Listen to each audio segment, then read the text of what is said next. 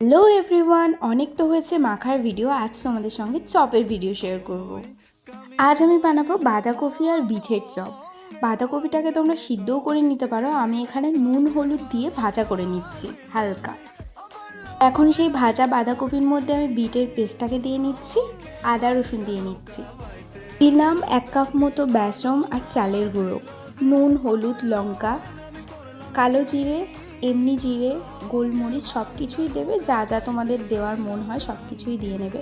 আর আমি এখানে আমার পছন্দ মতো গোল গোল শেপ দিয়ে নিচ্ছি, যদিও পরে আমি সেটা চপের শেপ দিয়েছিলাম, নইলে ভিতরটা কাঁচা থেকে যেত। আর একদমই লো ফ্লেমে ভাজা করতে হবে, না হলে ভিতরটা কাঁচা থেকে যাবে। আর টেস্ট সত্যি অনেক সুন্দর হয়েছিল। আর আমি খেতে থাকি, আর দেখা হবে নেক্সট ভিডিওতে।